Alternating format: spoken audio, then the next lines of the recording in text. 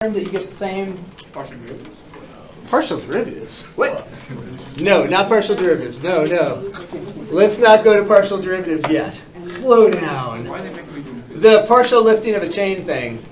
So we did the sort of abracadabra method where it didn't line up with reality. Did anyone confirm that we get the same thing? No. Oh.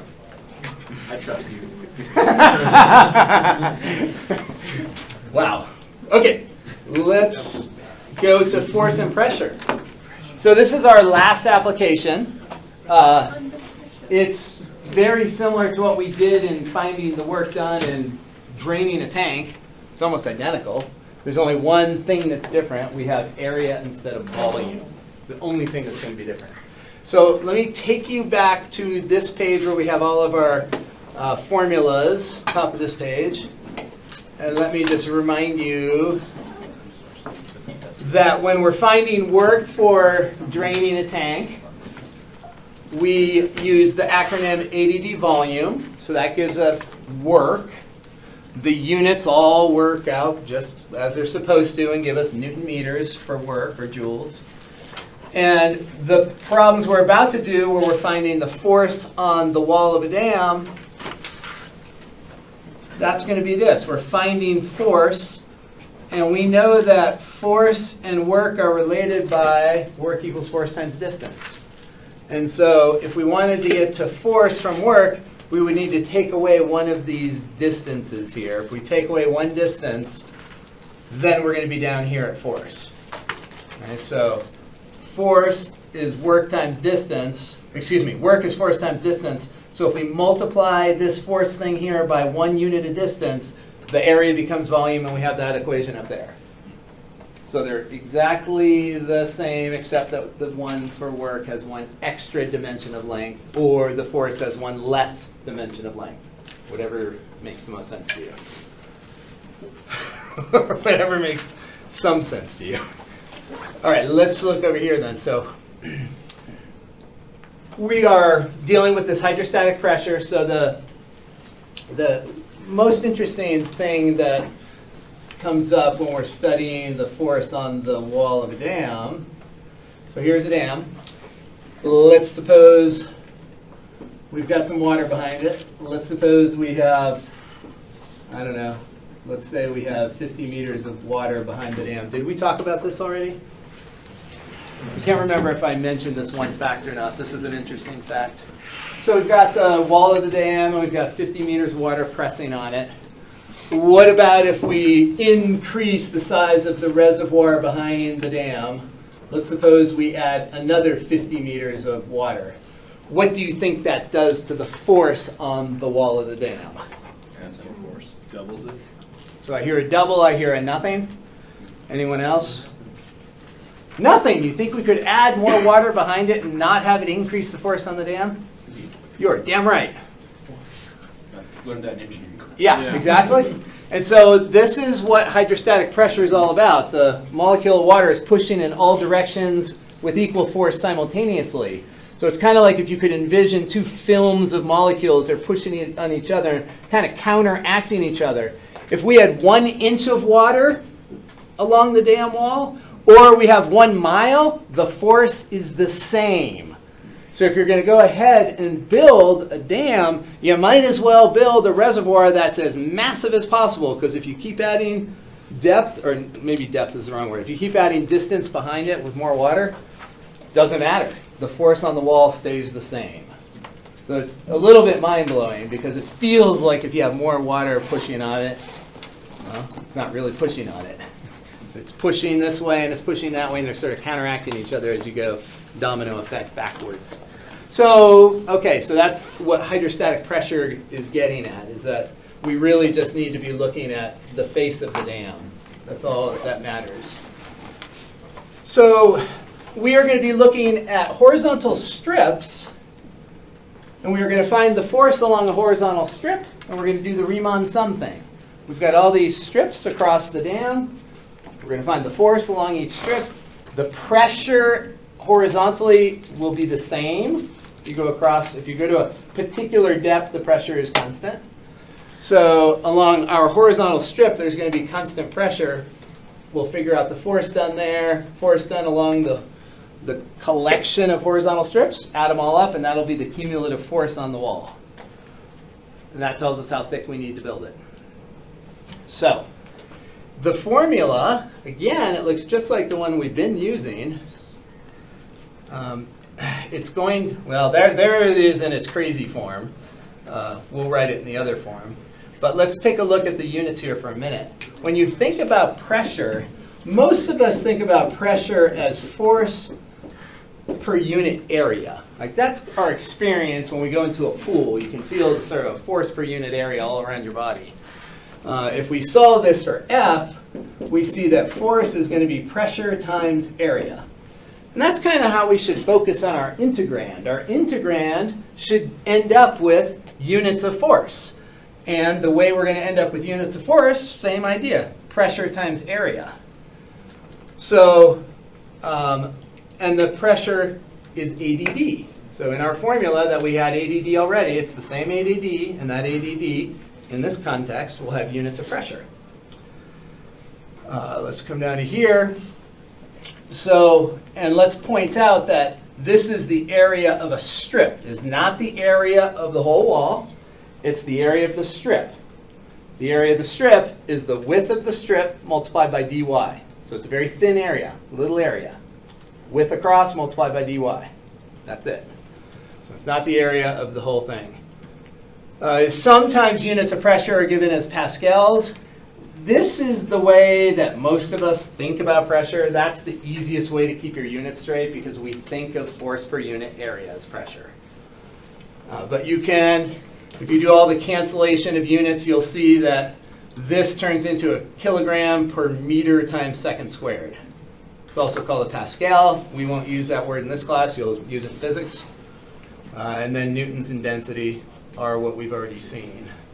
So let's try one. So let's use that formula. So this is ADD area. So right here, we have ADD. And right here, we have area. So it's just like our other acronym, except that we drop a unit of length and turn volume into area. So here we go. Let's draw a coordinate system just to get a sense of how things are related. So there's our coordinate system. We're going to draw a strip across here. So that strip we'll say is at an arbitrary y. And at that strip, on that strip, we have constant pressure. So we're going to try to figure out the force on that strip. Force on a general strip. So our formula is going to look like, we'll just write it out generically for a moment. So then force is going to be, let's see, A, same as it ever was, 9.8, yeah. Density means density of water, once again, 1,000. So this part looks a heck of a lot like what we did before. And even the next step, is going to look a lot like what we did before. So we called it acceleration, density, distance. And by distance here, we mean distance below the surface of the water, or you could call it depth. Same thing. So area, density, distance below the surface, or depth, whatever it is. And so we're trying to figure out this distance right here. What do you think that distance might be? 15 minus y. 15 minus y, exactly. So y is measuring that distance right there. 15 is measuring the total distance, so that's the complement of that. So 15 minus y, that'll be our distance. So that is the depth of the strip that we're finding the force along. And now area. And again, area is not the area of the whole wall, it's just the area of that red strip. The area of that red strip is the width of the red strip times its thickness, and its thickness is just dy. So right here, let's figure out the width. So the width goes all the way across. Okay, well, what we're going to tend to find, our typical strategy is going to be to find that distance. That's going to be an x value right there. And that x value is going to be found by finding the equation of that line and isolating x. And that function will measure from the y-axis over to the curve. So this is 10 meters across the bottom. That point is 5, 0. If that's 20 meters across there, this point is 10, 0. And now we want to find the equation of that line. So we're going to do our typical y minus y1 equals m times x minus x1 point slope formula. Doesn't matter which, what did I say, 10, 0? 10, 10, the height is 15, thank you. 10, 15. So the point that we would normally choose is this one because there's a 0. That's going to be a lot faster. So we'll do y minus 0 equals the slope times x minus 5. And the slope, we go up 15 and over 5, so slope is 3. And so this equation here is the equation of that right edge. And we want to isolate the x because we are curious about the horizontal distance. So we're going to get 1/3 y minus 5. So when we isolate x in that equation, that's now measuring from the y-axis over to the right edge, over to that function that that curve, right there. So what is w then? W will be times 2, right? That distance is halfway across the dam. So if we double it, we'll go all the way across horizontally. Very similar to that semicircle business that we were doing last week. Just double it. It's like to get the diameter of a circle, you double the radius. Same idea. Where'd you get the 3? That 3? No. That 3? Yeah. Slope. The rise over the run. So the rise over the run, so slope, is up 15, and from 5 over to 10 is 5. So we're going from 5, 0 over to 10, 15, so we're going from 5 to 10 horizontally, so the run is 5. So the slope is 3.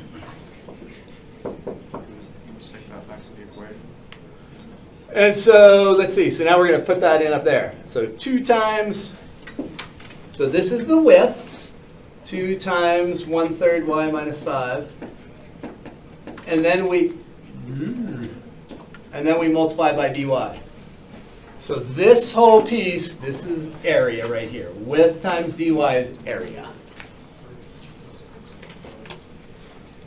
How about our limits of integration? 0 to 15. We have horizontal strips for all the y values between 0 and 15. So that will be our final setup step, 0 to 15. Yeah. Mm-hmm. You just want to see if you can scroll up a little bit. Yeah. Alex? Why is it 0 to 15? So the height of the wall is 15 meters. Oh, And so we're using horizontal elements. So we're imagining there's horizontal elements, all of which have force on them. So we're adding the force along each of these horizontal elements all the way up from 0 to 15. I see.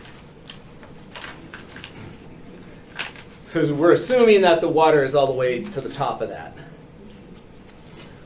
Question?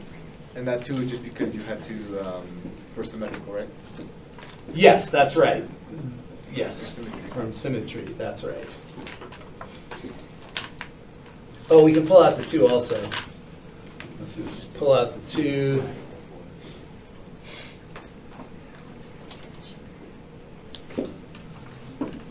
That's 2. So the only things left in here, we'll do a little foiling. We've got the 15 minus y and the 3rd y minus 5. So we'll FOIL that. 15 times the 3rd is 5, so we'll have 5y minus 75 minus 1/3 y squared plus 5y.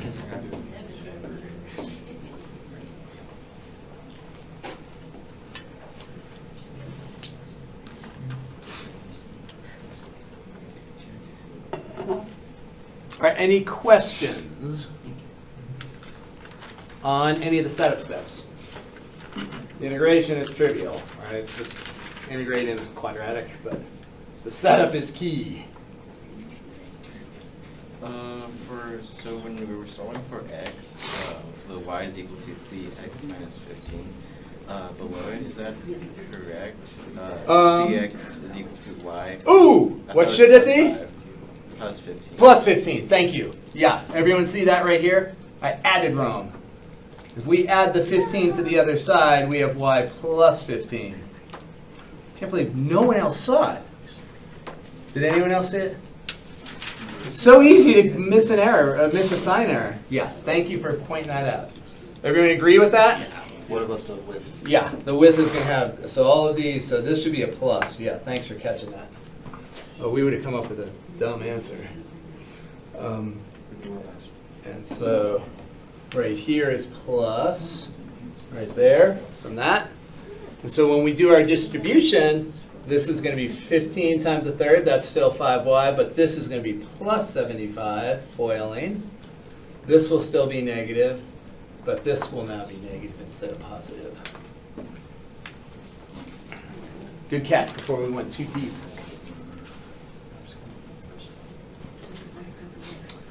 All right, so let's just leave this stuff out in front for a moment. We'll integrate in here.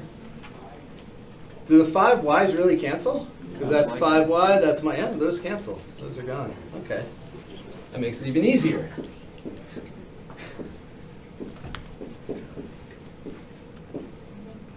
right, so we have all that from 0 to 15.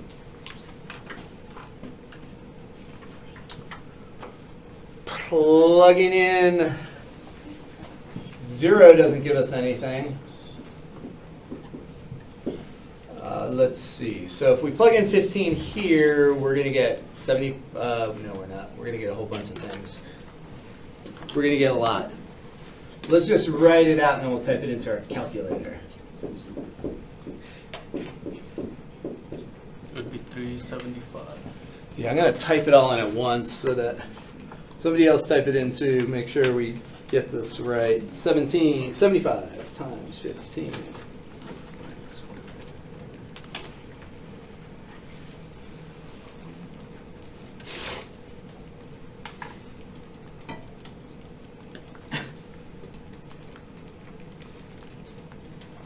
So I am getting a whole bunch of zeros after 147. This part here turned into 750 for me. And we are finding force, which should be units of newtons. So 14,700,000 newtons of force.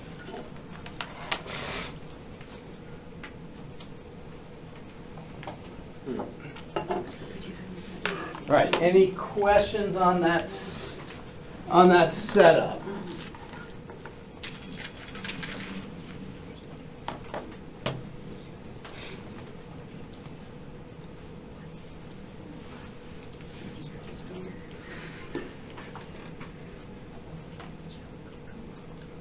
Everyone okay with that? Yes. So very similar to what we did with the volume, with the pumping water out of a trough or a tank, except that we have area. Just remember the area is just this very thin horizontal strip area. So it's width times thickness, and thickness is dy. Let's try another one.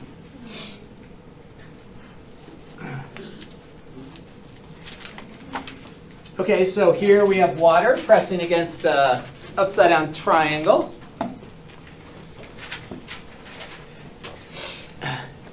Same idea. We are going to say that the force is going to be the integral of ADD area.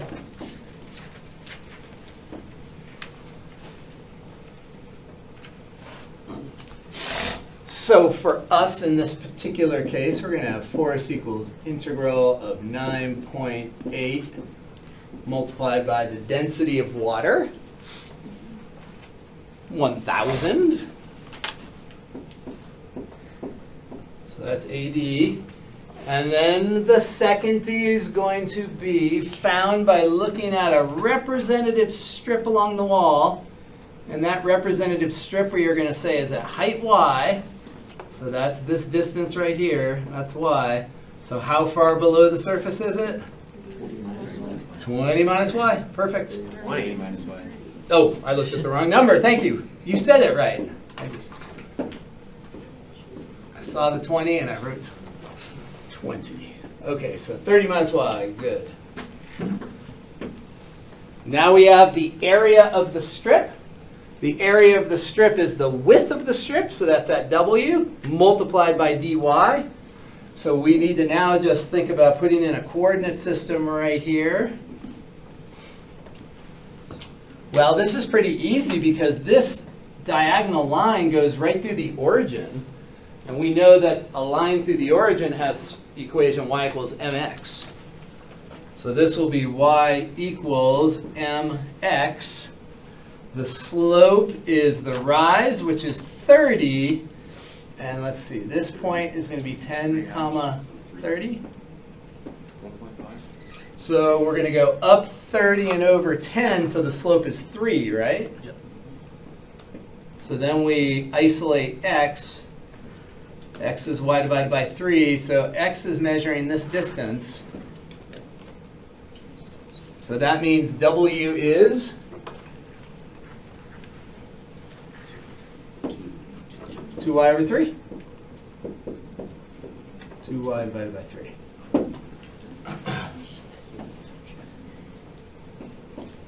And then we multiply by the thickness of that strip, and its thickness is dy. So that is area. So the area is just that. Why is it 2y? So this x value is measuring half of the width. So if we want the total width, we have to double that x. So that function right here, x equals y over 3, that's measuring from the y-axis over to the curve. But we want to go all the way across. So it's kind of like that function, that x function is finding the kind of like a radius, and we want a diameter. How did you get a y equals to 3x? So anytime we have a line through the origin, we know its equation is y equals mx. So m is the slope. So we're going to look at this point, which is 0, 0.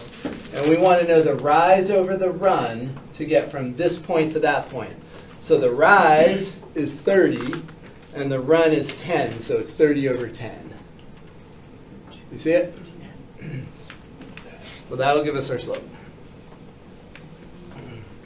And then times 2. And then multiply that by 2 to get from x, to get from radius to diameter, essentially. Yeah. Because that x is only giving us half the width of the strip. Any other questions? Limit 0 to 30. All limits 0 to 30. So let's go ahead and pull out our constants. So we're going to have the standard 9800 multiplied by 2/3. And the only thing left in there will be the 30 minus y multiplied by y. So let's write it like this.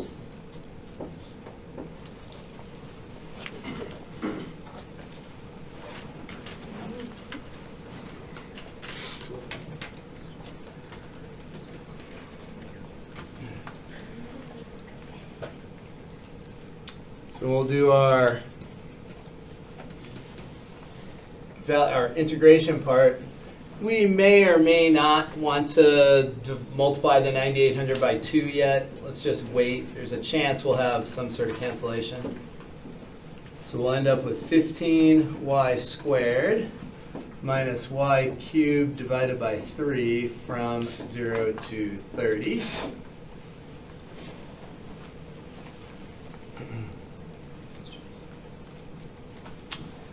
Plugging in the 30 will give us 15 times 900.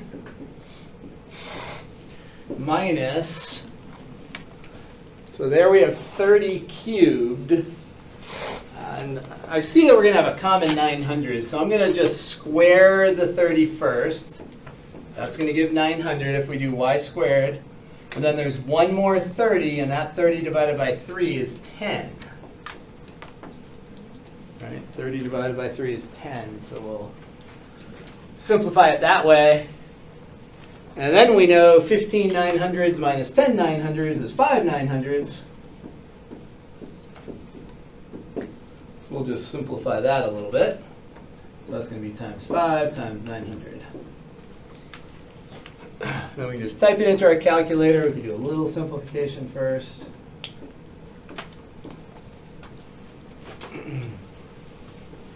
We're going to end up with 9,800 multiplied by 3,000.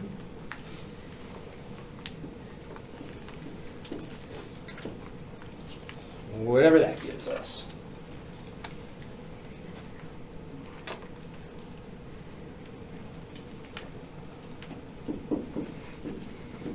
$294 with a bunch of zeros. Yes.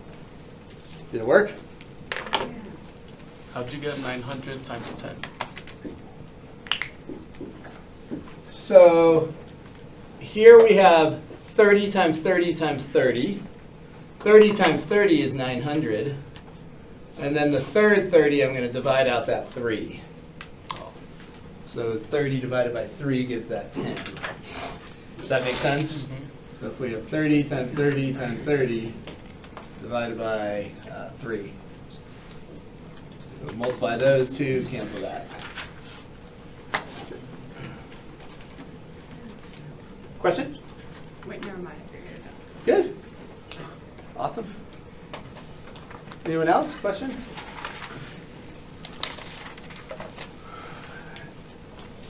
Let's try another one.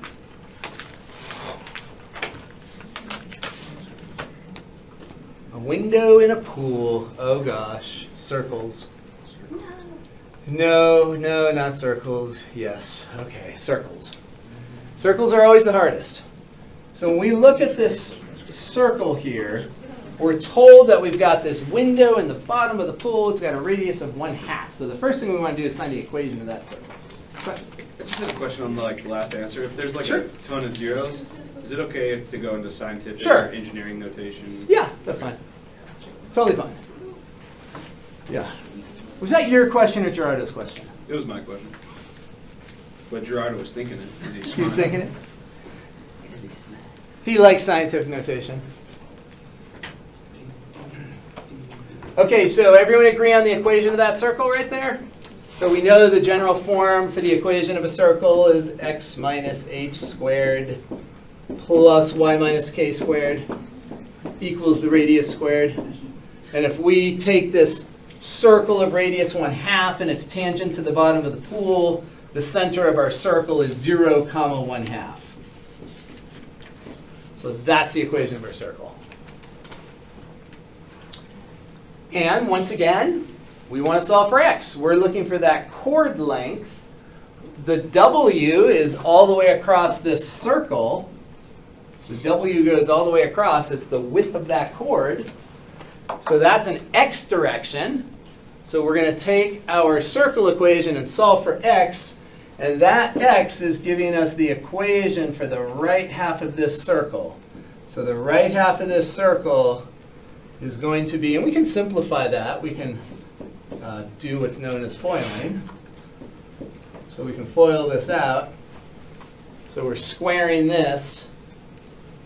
So we will end up with this quadratic, which can then be simplified. We can cancel out the 1/4. So that's going to be minus y squared plus y.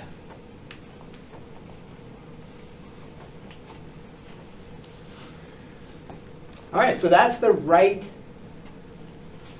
semicircle. If we wanted the equation for the left semicircle, what would the only difference be? Negative. Negative in front. That would be the only difference. The right edge is positive x, the left edge would be negative x. And so what about width in this case? What's the width going to be?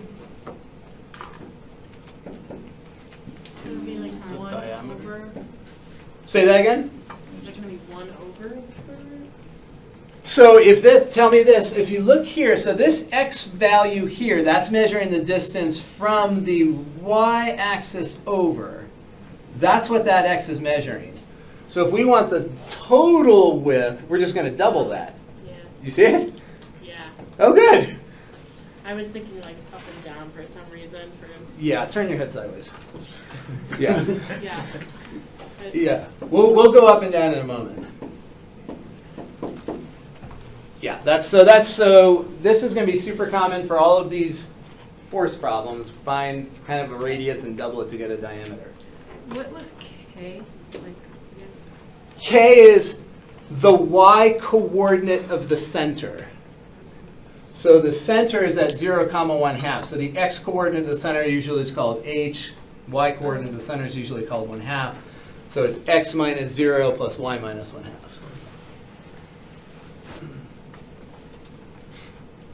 Good? So now we have the width. So now we're going to go through our standard thing. We'll start with our acronym. So we're trying to find force. So that's going to be ADD area instead of ADD volume. Work would be ADD volume. Or ADD length if you're dealing with a rope or a chain. So go through our 9.8 times 1,000 business.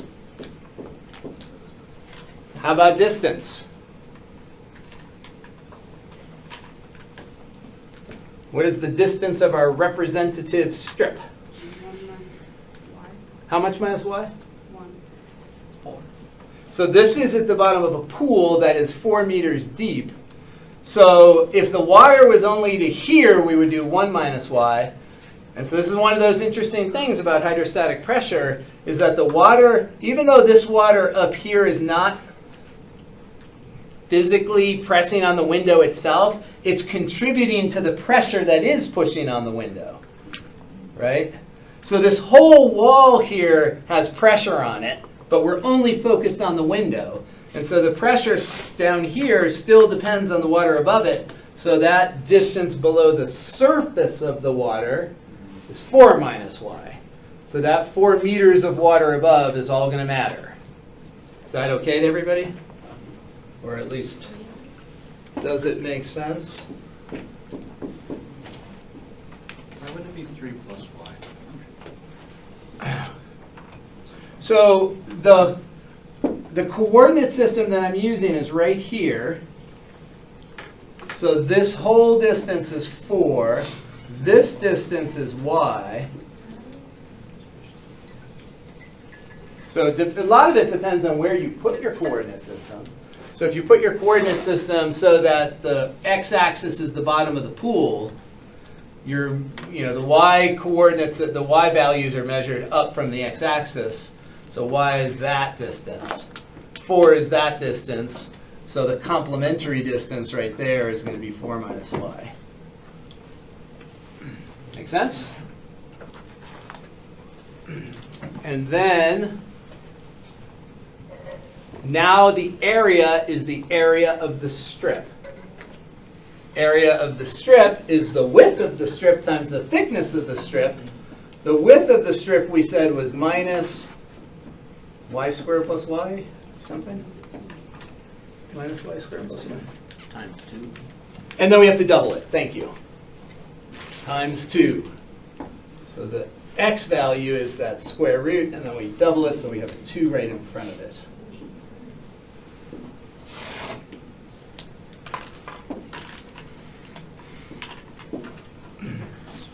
And then limits of integration? 0 to 1. 0 to 1.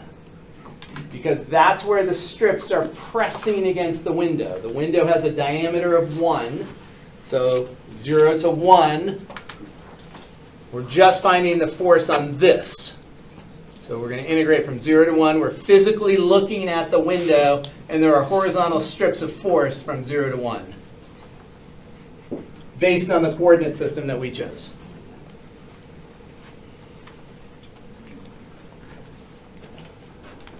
All right, any questions on that before we integrate? Roberto? I'm still having trouble with the understanding of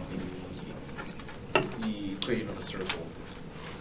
So this equation? Yeah, so I know that x, where would you get like, so what's your x? What's X your is h? X, I mean, what's your h and what's your k? H is 0, and K is a half. K is a half. H is 0, K is a half, okay. And so the radius is 1/2, and if we square 1/2, we get a 1/4 for the other side. Isn't this the same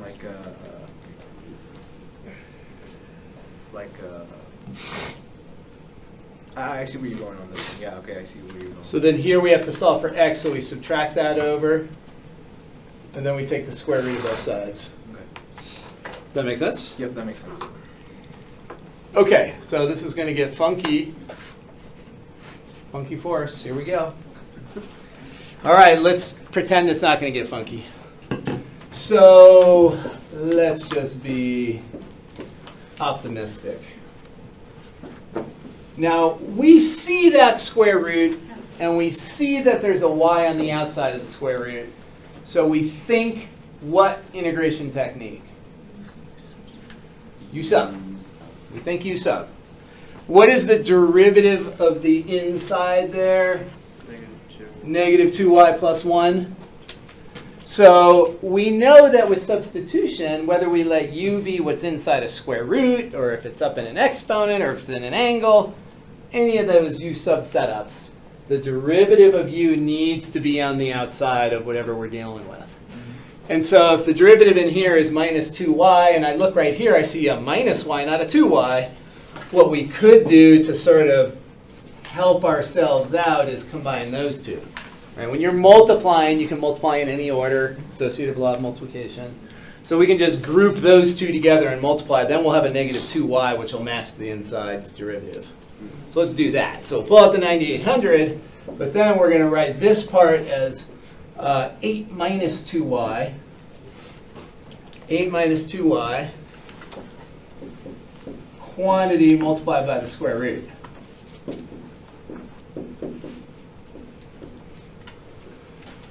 And now we sort of say to ourselves, darn.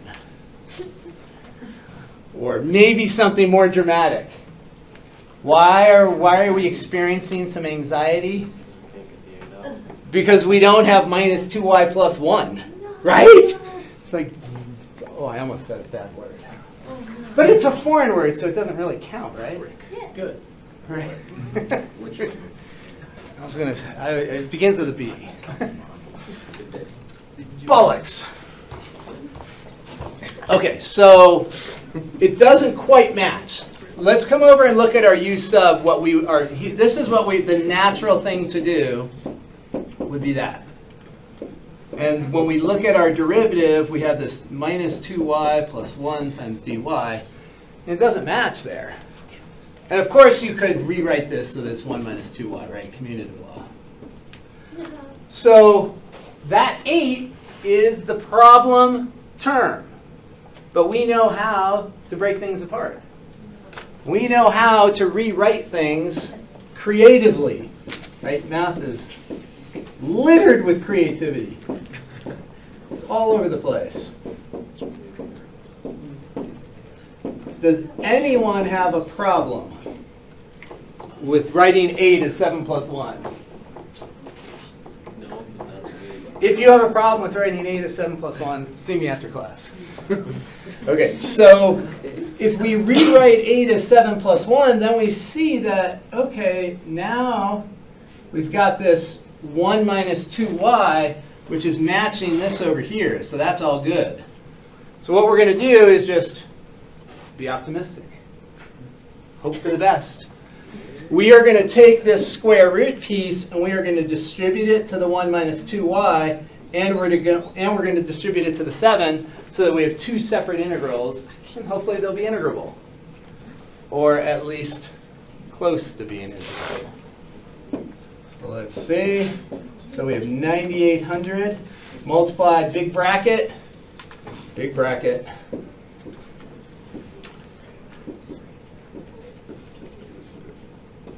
So here's the first integral.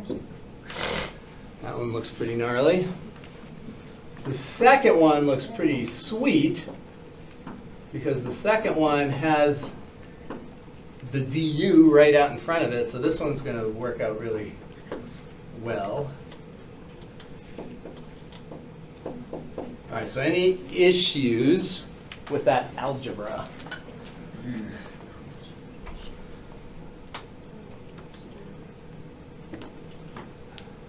Everyone okay with the distribution? So if we look at what, in essence, what we did, we have A plus, let's treat this like a B plus C type thing. If we have all that times D, you can distribute the D to the A, and you can distribute the A to the B, distribute the D to the B plus C. All right, that's fine. That's how distribution works. Everyone okay with, bless you, with that distribution? Okay, let's focus on the second part first. Let's focus on this. So we have our U substitution set up right here. So I'm going to leave this first part. Let's just leave this open for a moment. So we're going to have 7 times something. And let's come over here. So this is going to be the integral of, well, there's U. That's in the square root, so that's a U to the 1/2. And then the 1 minus 2y dy, that's just du. So this whole integral condenses down to that. And now we just have to get limits of integration in terms of u. Do we have to? I would, because watch. If we plug in 0 up here for y, what do we get for u? 0. And if we plug in 1 up there for y, what do we get for u? 0. And what's the integral from 0 to 0 of anything? 0. So all this is equal to 0. That's gone. Good. I'm sad. Chipping away. Don't be sad. Yeah. This is a moment of happiness. TGIM. How can you be sad? TGIM. Favorite day of the week. Wouldn't you, since you did found u for minus y squared plus y, wouldn't that also transfer to the other part? But it's not going to help us because we don't have a du here. Oh, okay. Right? The only way that substitution works is if we have a 1 minus 2y in front. Okay, so you have to have the. You have to have the derivative of your u somewhere in the integrand, and it's not there. So we're going to do it differently. But what does the integral of a function do? It finds what? Area beneath the curve. So if you're dealing with functions of x, that was the primary thing you learned in Calc 1, is that if you integrate a curve, if it's a function of x, you get the area beneath the curve. If your function is sideways and it's a function of y instead of a function of x, when we say area beneath the curve, we mean the area between the curve and the y-axis instead of between the curve and the x-axis. Right? So normal integral, if you have a dy, you're finding area between the x-axis and the curve.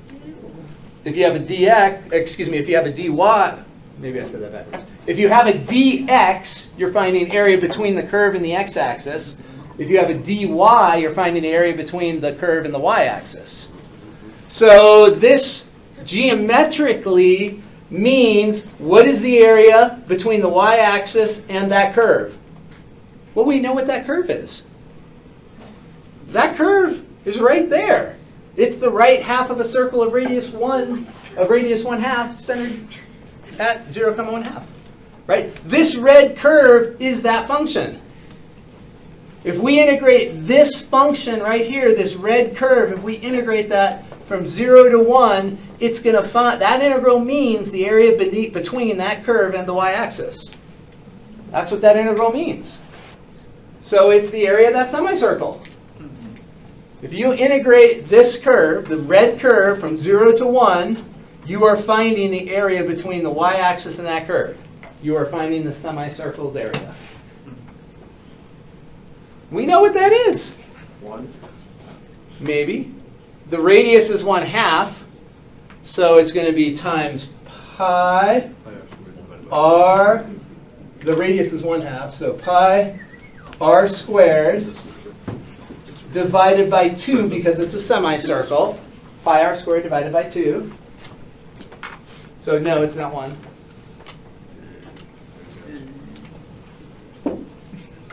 So this will be 9,800 multiplied by, that's going to be 1/4, so it's going to be 1/8, so it's going to be 7/8.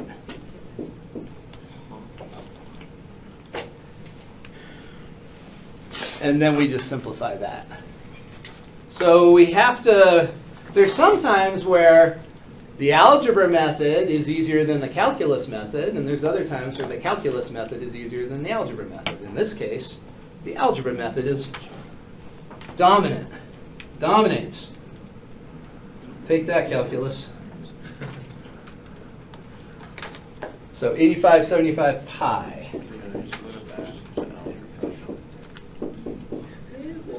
Newtons.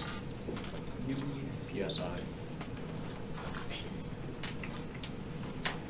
All right, so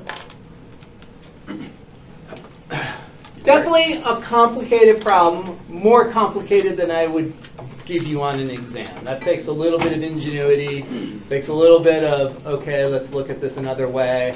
That kind of thinking is not always, exams with the time constraint are not always conducive to that type of thinking. So I wouldn't put that on an exam because that's a little bit too much. But you should be able to understand every single step that we did. There's nothing that is out of reach. Do you have a question? Yeah, so you were able to do the algebra way because of what's inside the integral. You saw that it's the equation for the curve. The right semicircle, yep. Oh, And moreover, we can't integrate that. We can't integrate a quadratic that's inside of a square root unless its derivative is on the outside. So it's just like an exponential. If we have an exponential, would that have been a U substitution as well then too? so if we have an exponential, let's suppose we have that. We can't integrate that unless the big part of its derivative is out in front. So this we can integrate. Here we could let u equal x squared and du would be 2x dx. And we could divide both sides by 2 and the x dx part is right there. So if you're using u substitution, it's only going to work if the derivative is somewhere in front of the function. And so this function, its derivative of the inside is not in front, so we can't use u sub. So we have to do something different. There was some questions on the homework actually that didn't have the derivative out in the front. So then it's either, really? Yeah. Well, you have to show me during the break. All right. Which section? 6.6, I think. Was it like sine squared y? No, I wasn't signed. Because there were several like that for me, and then when I went in to like see an example, when it got to that part, it was like use a calculator online or something. Oh, there are some that if they say, they should say use technology.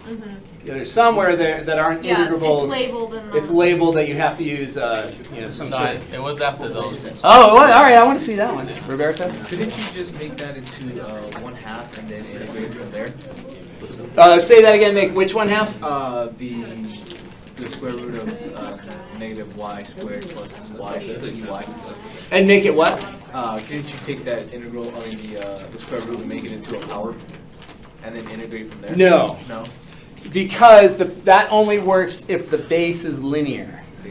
So the power rule, that's a great question. So if you have some function down here and you have a power up here, 1/2 or whatever, you cannot use the power rule and do this thing. The only time you can do that is if this is linear. If that's not linear, then you can't do it. Yep. To indicate that I'm doing that by geometry, used a different color. Is there like shorthand or something like we had for like RCR with an arrow? Or Not really, because you're not going to see it that often. Like RCR we see all the time, but this we're not going to see that frequently. how would you want us to like label that? It would be obvious to me. Okay. Yeah, because there's no other way. Dang, bro. At this This is stage. going out of that. Yeah. That's a good question though. If we saw it frequently, we'd want to come up with some marker. Okay. Yeah. I'm gonna hound on that, that pi over 2 and times 1/2 raised to 2. Happy birthday, Mom. Kinda wanted to figure out how'd you get that. This? Yeah. So let's look at a related thing first. Let's look at a circle that's a little less complex. And let's orient it this way because we're used to thinking more as with functions of x. So let's suppose this is a unit circle, x squared plus y squared equals 1. Tell me what the equation of the top half is. I know the area. Well, there's the equation of the full circle. So if I want just the top half, I isolate y and positive or negative square root. Positive, so we subtract x squared, so we have 1 minus x squared, and then we take the positive square root. That's the equation of this curve. So this curve is a unit circle, a unit semicircle, upper semicircle. That's the equation of that curve right there. If we integrate that curve, if we integrate this curve on its domain from -1 to 1, this will be the area of the semicircle. So this will be area of semicircle. And so this will be pi times r squared, but then we divide by 2 because we're a semicircle, not a full circle. So we're doing that exact same thing, except we have a little bit less, we have fewer ornaments. That function's a little bit more complicated looking, but it's the same exact idea. If you integrate a curve, you get the area beneath it. The curve here is a semicircle, so we get the area of a semicircle. Same thing here. That curve right there is a semicircle, right there. If you integrate that semicircle across its diameter, you get the area of the semicircle. Same exact thing. Things just feel more complex when we have functions of y instead of functions of x. But they aren't. Other questions on it? Just, where'd you get that 1/2? Which one half? On the question above. That 1/2? Yeah. What's the radius of this circle? Oh, there it is, okay. 1/2. Perfect. Yeah, that's, so that is this is the radius right here. Okay. Radius of the circle. Yeah. That makes sense. All right. We are done with chapter 6. Congratulations. Oh wait, I'm done with chapter 6. Are you done with chapter 6? Now we got Yes. No. Through 6-6 homework, hopefully? No. Through 6-5 homework? 6-5? I'm nervous. You're making me nervous. We only have a week. Okay, a week. All right, should we do hyperbolics? In chapter 7, one section only. So the only section we're doing in chapter 7 is 7.3. And we are only going to do a portion of 7.3 to boot. We really only care about basic derivatives and integrals of the hyperbolics. We're not going to deal with a whole bunch of abstract hyperbolic logic. So what we are going to do is just, if you look at the prior exams, all just derivatives and integrals. We're going to touch on some more abstract things here, but on the exam, derivatives and integrals of the hyperbolics. That's all you need to focus on. But we want to do a little bit of development. What are the hyperbolics? Why are they the hyperbolics? Just to sort of get you in the mood. So the 6 hyperbolic functions are going to be parallel to the 6 trigonometric functions. The 6 trig functions are called circular functions because the definitions come from a circle. The 6 hyperbolic functions are going to be called hyperbolic functions because the 6 definitions come from a hyperbola. So the hyperbolic functions are going to come from the unit hyperbola's right side. That's the right side of the unit hyperbola right there. The other side we can ignore. So the right side of the hyperbola, that's going to give us our hyperbolic functions. Now, if we look at a unit circle, what we know is the following. First off, we know that there is a formula that relates arc length and angle and radius. S equals r theta, formula from trig or pre-calc.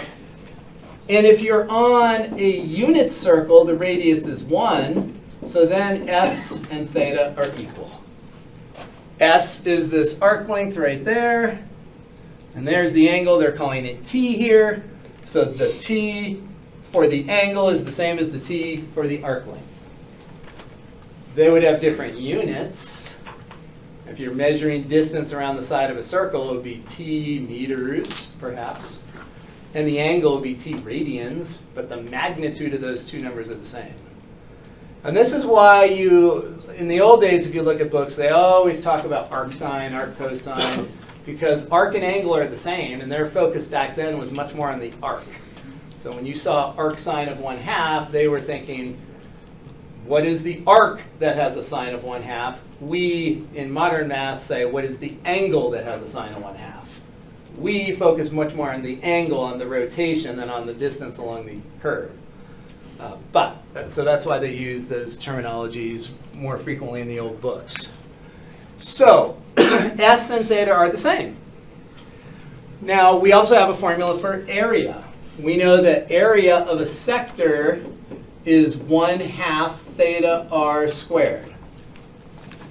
And if r is 1, then the area is 1/2 theta, or theta is twice the area. So this angle right here is equal to 2 times theta. Say that again. The angle T is equal to twice the area. So that sector area multiplied by 2 is the angle. The circular angle is twice the area sector. That's something we never focus on in trig. But that is the weird connection between the circular functions and the hyperbolic functions. With the circular functions, when we talk about the angle, you have a visual. You know exactly what they mean by pi/6 radians. You're measuring counterclockwise, right? There's a very geometric interpretation of what the angle means, right there. Not the same with the hyperbolic functions. There is no t that we see. The connection is this abstract connection that the hyperbolic angle, it's not really an angle, it's not like an angle in the traditional sense, that t value right there, all the connection between the two is that that's going to be twice this hyperbolic area here. So this hyperbolic sector will have area, and that t value is going to be twice that. This is something you will never use. But this is how the two are connected. The two are connected, not that there is a hyperbolic angle that's in alignment with this rotation. It's just that the t value here is twice the area, and that's the connection here. So that's why they call them the hyperbolic trigonometric functions. That's why the functions are all going to look parallel, because they're going to have common properties. But the way that they're connected is, it's interesting, but we're not going to really get into it any more than that. So another piece that's interesting, here are the 6 hyperbolics. And you notice right away that each of these 6 hyperbolics is written in terms of the exponential function. That is also feels very different from trigonometry. You've never seen sine or cosine written in terms of the exponential function, right? You've never seen sine of t or theta equals e to something, right? That's not really a thing you've seen. You will see it in the coming weeks. When we get to power series, you'll see that there actually is a very, very strong connection between the exponential function and sines and cosines. It is not obvious. It's not obvious. With the hyperbolics, though, it's more obvious actually with the hyperbolics than with the circular functions. And so here is what they are equal to in terms of e dx. Let's stop there, take a 10-minute break, and then we'll sort of talk about why these hyperbolics are defined in terms of exponentials and figure out some other relationships. And Alex, 6.6 number 2. So if you look at the help me solve this, or whatever it's called, view an example, they do it in a very, very complex, weird way. I would not do it that way. 6.6 number 2. So this, when you look at this integral here, notice that inside the square root you have a 4th order polynomial. Its derivative is going to be a 3rd order polynomial. And so all we're going to do is get the constants out of the way, pull them all to the front. And what the help me solve this is trying to do is when you look at the derivative of the inside here, you get 36x cubed over 200. That's the derivative of this thing. And what they're trying to do is force the outside to have that exact same derivative. But this one is way more complicated than just multiplying by 2 or something. Like we did earlier today, we multiplied by 2s to match it. So just forget about it. Just do your u sub, isolate x cubed dx, pull out the constants here so that you have x cubed dx, and just plug that 50 over 9 du or whatever you have in, and work it out that way. Don't try to do it the way they do it in that help me solve this. That'll give you a headache, for sure. Yeah, me too. Okay. Let's go to chapter 7, and let's start talking about hyperbolics. So the hyperbolics, you do not need to know the exponential form of them. I'm not going to ask you to rewrite something in terms of exponentials on the test. In some of the homework, you're going to have to do some exponential stuff, but in the test, no. Test, just derivatives and integrals. Let's take a look. The most important hyperbolic is this first one, the hyperbolic cosine. And the way you should think of this is that it's an average. This is, let's not put it equals. This right here is exponential growth. This right here is exponential decay. So the hyperbolic cosine is the average of exponential growth with exponential decay. That's what the hyperbolic cosine is. Averaging out growth and decay. That is the most important one. The hyperbolic sine is the difference of growth and decay. And then the others, of course, are just found using standard trigonometric-like relationships. So if we look at the corresponding relationships, hyperbolic cosine, usually we say cosh, some people say cosh. These are not used enough that there's kind of common vernacular. You will see here random things all over the place. Usually, some people even call this cosinch. This is the one that is probably the most common. Everyone calls that cinch that I've ever heard talk about hyperbolics. I call it sine H. So this, not sine H, no. So this one, cosh, cosh, cosinch. Usually cosh is what I will say, but you can say cosh, doesn't matter. No consistency. Hyperbolic tangent, tanch, is what most people say. That one's kind of, that one and that one are probably the two that are the most common. This one, cotanch.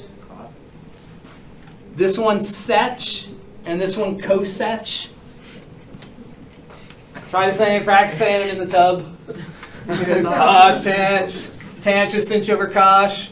Cotanch is 1 over tanch. Cosech is 1 over sech. Sech is, I mean, we're not going to, it's not going to be an oral exam. You don't need to know how to say them. So, but that's, most of the time you're going to hear cinch, tanch. Those are the common ones. Cosh or cosh, cotanch, sech, cosech, whatever. So the relationships are exactly parallel to the circular functions. So no extra memorization. Tanch is sinh over cosh, just like tangent is sine over cosine. Sech is 1 over cosh, just like secant is 1 over cosine. Perfectly parallel definitions. Don't have to stress out about that. All right. So you need to know those basic relationships. This is the primary Pythagorean relationship. Pythagorean-ish. It's not a right triangle. So instead of sine squared plus cosine squared is 1, this one looks very different. This is cos squared minus sin squared is 1. And then you'll get to the other two from the primary by division. If you divide this every single term by cos squared over cos squared is 1. Sin squared over cos squared is tan squared. 1 over cos squared is sec squared. So these are just done the same way you found the other two Pythagoreans. You divide by sine squared or cosine squared. Here you divide by cos squared or sin squared, depending on what you're trying to find. So these ones are important. Now all the others are less. These ones, odd and even, and they match, just like cosine is even, cos is even. So that's the definition of even. Right? Everyone remember even? Even, the graph is symmetric about the y-axis. So if you go over x or you go over minus x, you go up to the same y value. So like build symmetry around the y-axis. Go to x, go to minus x, you go to the same place. That's symmetry around the y-axis. That's called even. This one is odd, just like sine is odd. That's symmetric about the origin. If you go to x and you go to minus x, they go in opposite directions. That's going to be odd. They call it symmetric about the origin. And tangent, just like tangent, is also odd. But we're not going to need to know those. The sum and difference identities also, they're parallel. We're not going to use those, but they're here. If you see a homework question, you can look at the, these formulas and figure it out. But I'm not going to test you on these things. So similarly for the double angles, parallel. These ones are probably, you'll see these more in the homework. These are power reduction identities. Yeah, power reduction identities. So if we integrate sine squared or cosine squared, we have to power reduce. That won't be on the test yet, though, because this book does the power reduction identities in the next section, in chapter 8. So you don't need to know those formulas for the test, the power reduction identities. But if you're on homework and you want to do these power reductions for hyperbolics, they've given them to us here. We would use them, but they won't be on the test. Would we be good if we just know what 1 minus tangent? This one? Yeah. If we just know what that equals to. Yeah, well, you're not going to be tested on these. Okay. And then when you come across hyperbolics again, this is the one that you're going to see the most. And if you know this one, you can divide by cos squared or sin squared and get the others. So this is the one. And the thing that you need to kind of have in your mind is which comes first. Is it cos squared minus sin squared or sin squared minus cos squared? And if we look at the next slide, that will show us. So if we look at the hyperbolic cosine, the cosh, that is exponential growth averaged with exponential decay. Here is exponential growth. Here is exponential decay. You average them and you end up with this curve, and the cosh is always above the x-axis. All right, so the cosh is always positive. So it's got to be cosh squared minus sinh squared to get a positive 1. Because the positive 1 has to be in front of the minus sign if you're going to end up with a positive. The sinh looks a heck of a lot like x cubed. It's not, but it looks like x cubed. It goes on forever up to the right. It goes on forever down to the left, just like x cubed. So the only two values that we ever see that we need to know are these two. Sinh of 0 is 0. Cosh of 0 is 1.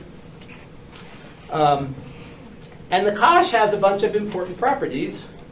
And I did include a video in the discussions if you look at the one on the catenary. Or the Brits call it a catenary. We'll call it a catenary. You can call it a catenary if you want to sound British. A catenary. The catenary. But we'll call it catenary. That's a super important curve because that curve is representing the hanging cable, which is a curve that you see frequently in math and science. You see it frequently in nature. That's how they build bridges with the catenary. The arches, like the arch in St. Louis, upside down catenary. The catenary is, it gives you the strongest possible arch that can support itself. It's the, you know, they call it the catenary because catenary means chain or something. And it's just sort of the hanging chain. And this is the curve. It's not a parabola. It's not an upside down, you know, sine or cosine or something. The only curve that matches the hanging cable is the hyperbolic cosine. So you'll see it in physics a lot. It's got a lot of interesting properties, the catenary. So, yeah, you should watch that video on the catenary just to get a sense of it. So this is the more important slide. These are the things you're going to see on the test, derivatives and integrals. And let's come up with a pattern that we can use to remember these. And so let's notice that with the trigonometric functions, let's just put the trig functions up here.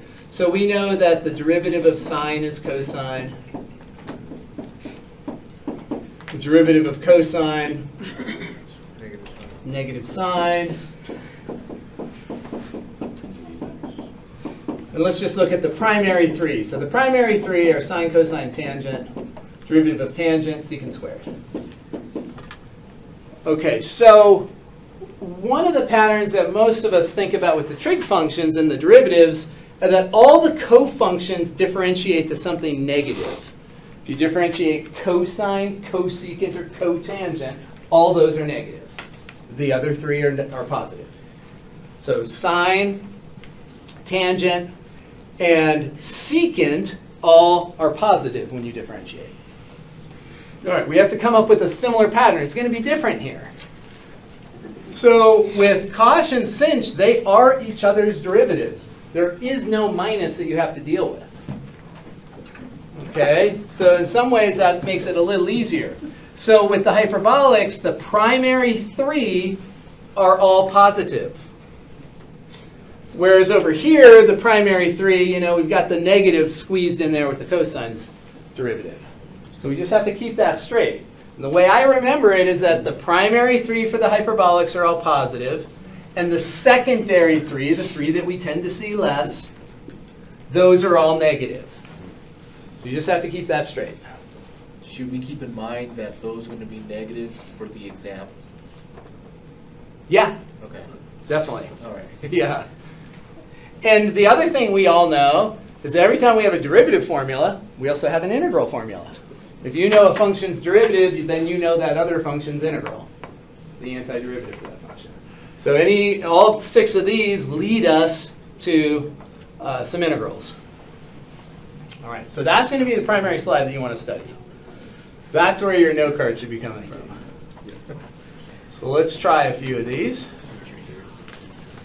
Now, in Calc 1, what you did was learn the sine and cosine derivatives using limits. We will not use limits. Thank you. We will not use limits.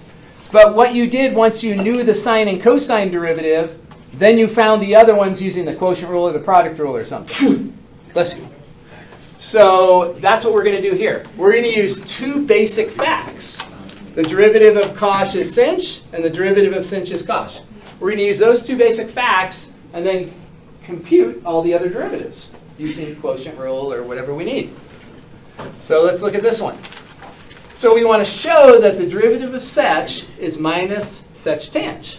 So what we'll do is rewrite the function sech in terms of cosh. We'll write it as 1 divided by cosh. So we can then use the quotient rule. Quotient rule will be low d high minus high d low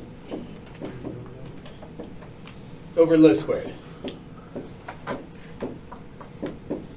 So there's the quotient rule. Low d high minus high d low over low squared. D high is the derivative of the constant 1, and of course that's 0. So this all turns into minus sinh over cosh squared. And what we're going to do is kind of group things. We're going to treat the numerator as 1 times sinh. And the denominator, we're just going to blow it apart into cosh times cosh. We can do that. this part is 0. And 1 over cosh is sech. Sinh over cosh is tanh. And we got it. So there's minus sech tanh. A lot of letters. So when we, on the exam, do you want us to just leave it at sine minus, or, Sinh? yeah, sinh over cosh? Would that be okay if we just left it like that? Left it here? Yeah. No. No, okay. Because this is saying show that the derivative of this one is this one. So we have to end up with that. So if it's telling us to show that these two are equal, then we'd have to get all the way to what this is equal to. All right, you all tried this one. And let me take a roll. I got my pens, though. Purple. Let's go with purple. Thank you. I'll remember to take roll today. So we're going to spend Wednesday doing review. Can't believe it's already that time. All right, Anjil? Here? Logan? Alex? Araceli? Boom. Dan? David? And where is Dan? The other Dan. In early calculus? I'm assuming he's not there. He wasn't there last Thursday. Time is relative. He'll be there tomorrow, right? James? Ryan Jones? Ian? Joseph? Josh? You here, Josh? Jordan? Gerardo? Frederic? JP?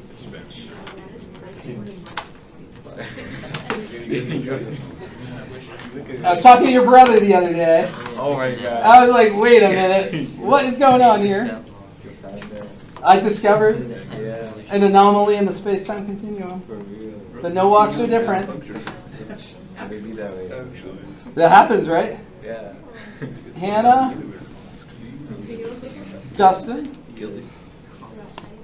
Adriana? Adriana. Oh! You knew that. You did know that. You've never got it wrong before. I know that.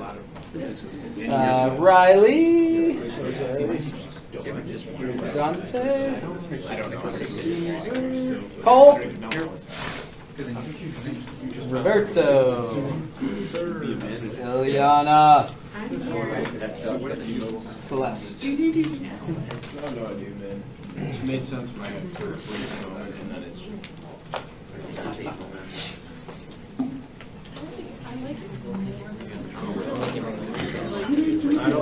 Yeah, that's sweet. it should be a piece of paper.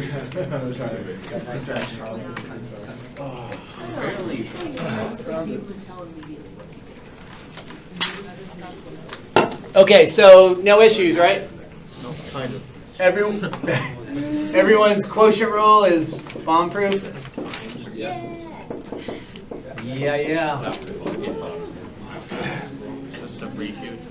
Are you gonna dance I don't do that. with your hands above your head? Okay, so low, D high. I'm not. Once again, D high is 0.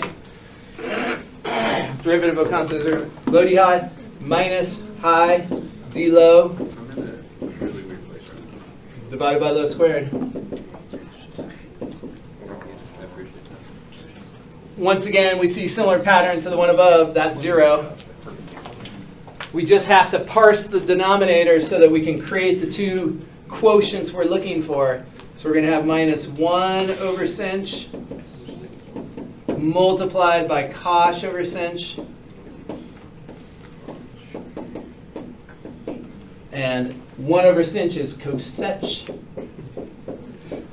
of x times cotangent of x. There we go.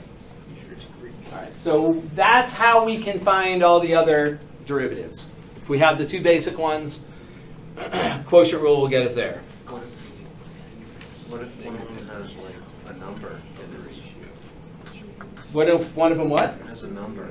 Like cotangent of 5? Yeah, Tell me, what's the derivative of cotangent of 5? I don't want to. Josh? Cotangent of 5, what do you think? Cole? What is the derivative of cotangent of 5? 5 secant squared. Yes. You're killing me, Smalls. Of cotang? Cotangent of 5. Wait, did you say this derivative? Derivative. He asked. 0! Right? Get louder. Right. 0, it's a constant. Right? It's a constant. Do we all agree? Yeah. Right. Okay, good. Trying to trick us. I'm not trying to trick you, I just need a stability test. Everyone follow? Like if we do derivative of sine of a constant, that's just a constant, so the derivative has to be 0. That was the hardest question by far, so. Now you didn't say tangent of 5x. Okay, so let's go ahead and apply some of this other stuff that we know from Calc 1. So, chain rule. We all remember the chain rule? Oh my gosh. Chain rule. Back to calculus. Linear density. What? Okay, chain rule. So, the power is 1/2 here, so we're going to do the same thing we always do. We're going to bring the power down. We're going to leave the base alone. We're going to subtract off 1 from the exponent. And now we've got to take a weird derivative, the derivative of cotangent 3x. I think the 3x part, we know we're going to have a multiplication by 3. So we've got to remember, we've got to come up with a way to keep these derivatives straight. The first thing is that they're parallel to the trig functions. So what I would say to myself is, what's the derivative of cotangent? The derivative of cotangent minus cosecant squared. So we know that it's going to be something like that. So let's just write that first, and then we'll confirm. So instead of cosecant, it's cosec squared. The hyperbolic angle does not change. We know we're going to get a multiplication by 3. So let's ask ourselves, does the minus persist? Should there be a minus there? Yes, because with the hyperbolics, the positive ones are sinh, cosh, tanh. The primary 3, sinh, cosh, tanh, those have positive derivatives, and the other 3 have negative derivatives. Okay, so the negative is going to persist here. So we're going to have a negative. And then we can simplify this a wee bit. A wee bit? A wee bit. Really wet. So we could rewrite this. That would be simple enough. Can I just leave that video the test? Leave it just like that. Now you could switch the cinches and coshes if you wanted to, but not necessary. You can leave it like If that. we wanted to. If you wanted to. If you want to do more work, you could. If it doesn't say right in terms of cinch and cosh, you don't have to. Question? Would you not be able to convert the first how do you say? Cotangent? Yeah, the cotangent into sinh over. You could. If you wanted to rewrite everything in terms of cinches and coshes, you could. Oh, Yeah, if it doesn't say to do that, you don't have to, but you could do that for sure. all right. Yeah, absolutely. You could do that. Yeah, if you don't want to deal with taking the derivative of cotangent, you could do that. Okay, derivative of this one. How much of this is going to be present on our test? 2 problems.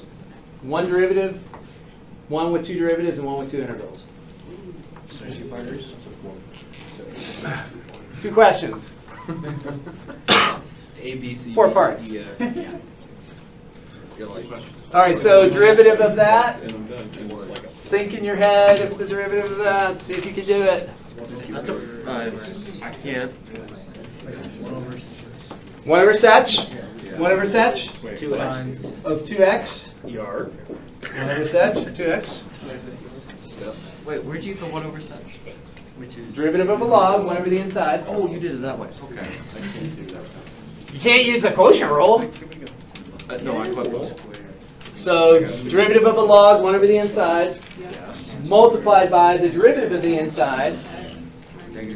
So we're going to jump to secant. We know the derivative of secant is sectan. Right. Secant tangent. Secant tangent. So this is going to be a sec-tang. Sec-tang. Should it be minus or positive, though? We have to remember negative. Because sinh, cosh, and tanh are the positive ones, and all the others are negatives. Sinh, tanh, cosh, tanh, and cosh are positive. So this one's negative. And then lastly, multiply by 2. Huh? We get some cancellation. Chain rule. Oh my god. Get some cancellation. So when all is said and done, it looks like we end up with minus 2 tanh 2x.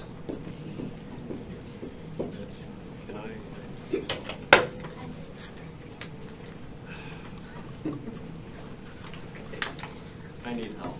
So it should be a little bit easy. This section's not that crazy to put. There's not a lot of abstract thinking. It's very procedural. But you have to do enough of it that you don't get tangled up. Yeah. So then that second part, so the 2 is from the derivative of the 2x, and then that middle part is just the derivative of Sec. Yep. That's right. So with secant, the derivative of secant is secant times tangent.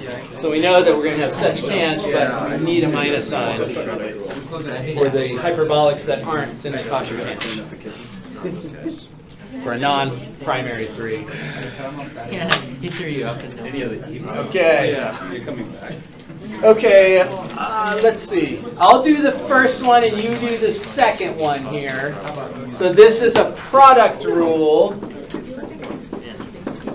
So product rule, first times derivative second, etc.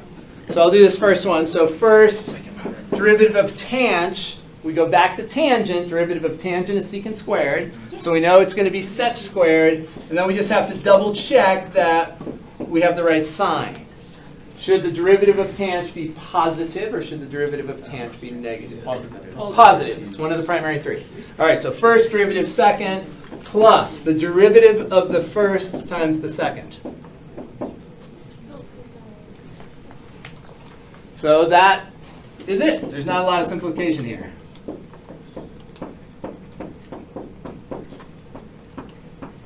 So that is our derivative. Any questions on product rule? Is that the order that you all do your derivatives? First, derivative second, plus derivative first times second? Sometimes. That's a good pattern to do it in, because when you get to Calc 3 and you have vector valued functions, that's the order that you have to do derivatives in. You can't mix and match, because there's some commutative laws that do not hold when you're dealing with some other stuff. Did you teach Calc 3? Sometimes. Yeah. Sometimes. Wait, Every second. I mean, I've taught them many times. what? What? I thought if you had an x vector with an x vector, you get an x vector. X plus x equals to an x. What's he talking about? You don't know? All right, so I don't feel so bad now. Okay. All right, you all try this product rule here. No x factors. The commutative law of multiplication in Calc 3 is not what it seems to be when you're dealing with cross products. Spoiler. V cross W is not W cross V. Can you check my work? No. Please. You can't be done yet. If you're done right now, it's wrong. Point out where it's wrong. You're not wrong. I mean, I hope I'm wrong. Yeah, that's right. That's why you're Okay. So let's see. So you did not do the derivative the way I did it. No, I said no. I said Yeah, sometimes. so there, change your habits for Calc 3. I just took it when it's easier. Square up front, right? Yeah. That's the first, the second one, you do the derivative. That's- Times just Wow. chain the rest. Unless I didn't do chain rule properly. Good job. This is shocking. Good job. This is I'm shocked. scared. That's good. No. That's bad. No. Yes. This testing is doing quotient. Two x squared times, you do the product rule, the change. Yeah. And that's boost.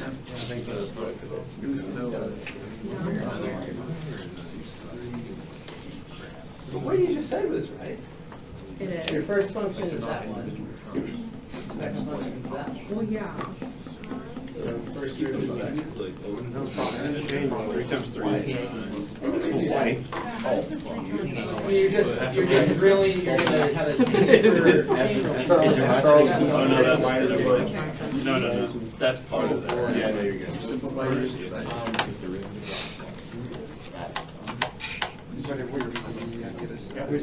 Just 3 squared. Product rule better have two terms, 3x times right? Product rule has to have two terms because you. So this is missing one piece. That's the piece I thought maybe you were. What did I miss?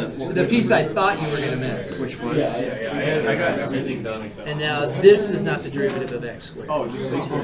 That would be two. So there's one factor missing in here. Did you think I missed? I mean, they're all. I thought you were gonna miss it. I thought you were gonna miss it. I mean, you're not wrong, but yeah. Oh, you and so you don't count the I hot. You don't take it as So this is cos, this is 2. So it's like cos 3x squared. I Squared comes down. Okay, so I messed up. Yeah, it's 2x. Yeah, there's 3 derivatives. So piece that's missing. You're gonna take the part where you make it But that's your second part, then that's the derivative. So the chain rule piece here, you have something like cos squared 3x, and you differentiate that. The first step, this comes down, and this stays the same, subtract 1. and then But you can multiply by 3. I'm just rewriting that. But you also have to now differentiate cos. And then you do the other one. It's like, so the 2 comes down, you subtract 1, then you differentiate cos, and get. You want to do it for me? Because I'm asking you. So now I select down. And then I can change. Yes, exactly. And that, if you do that, that's sometimes a reminder that.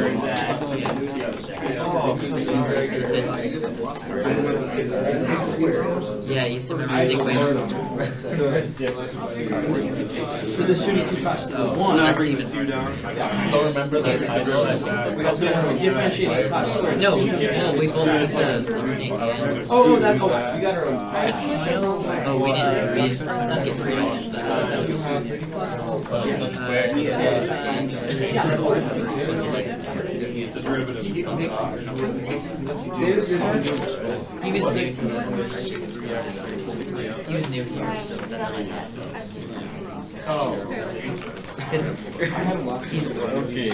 He's only like. Just do. Gosh, I don't want to do cosine. That's double. It was just like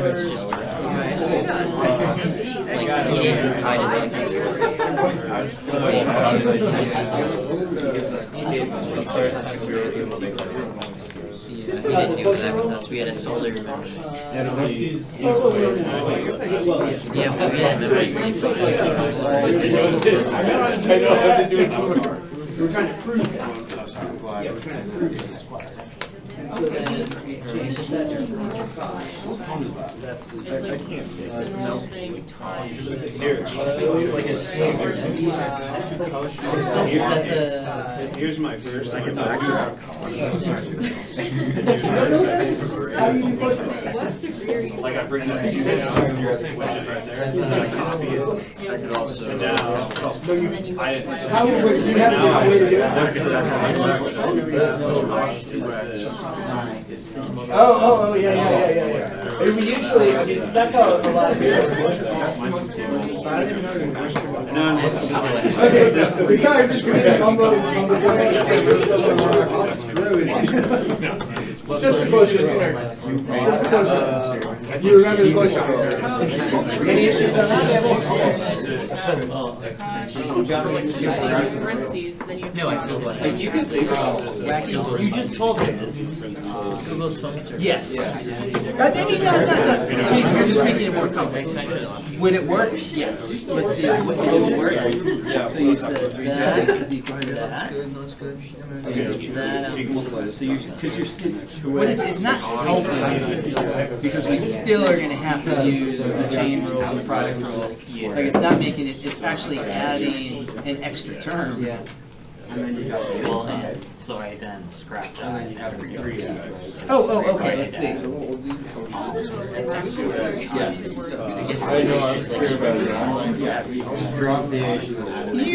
But you can do chain rule though with each piece.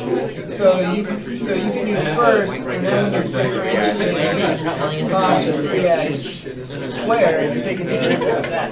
But you can do that in one piece, right? You don't need to write that as cost. You don't have to write that as cost because the derivative of this is 2 cost to the 1 of 3x times the derivative of cost times the derivative of 3x. Yeah, product rule with the chain rule mashed Then you go back now, you're like, oh, I got So there's your first, and then the derivative of second, 2 comes down, cost of 3x, and then the derivative of cost of 3x is 3x. No, you just have to see the, like, So we need times 3 into this, and we need 2 out in front of these lines, and the power of 2 that drops in. So I just have to pass this on. that's why I was doing that. We'll do it on the board. Let's do it on the board. We'll do it on the board. All right, let's do it on the board. So there's some chain rule, product rule refreshers that are going to happen in the next couple days. So there's one strategy with when you have a trig function or a hyperbolic function to a power. Sometimes it's more convenient in terms of doing the derivative if you're not really agile is to do that and think of it as cost of 3x quantity squared. And so then we're going to treat this as the first function, and we're going to treat this as this whole thing as the second function. And so if we do first function times derivative of second function, the primary piece of that second function is the power. So we do power rule first. So the 2 comes down, we leave the cost of 3x alone, we subtract 1 from the power. So we have that, and now we differentiate the base.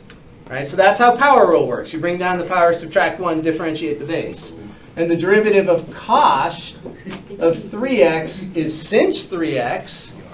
And then we differentiate the hyperbolic angle and have a 3. So there is the first part of the product rule. First derivative second.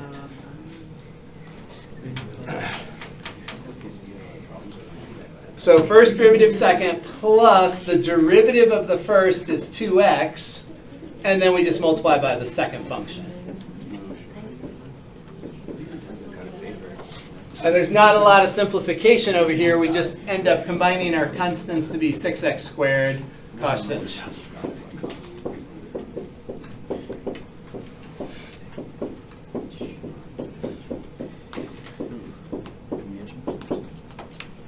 All right.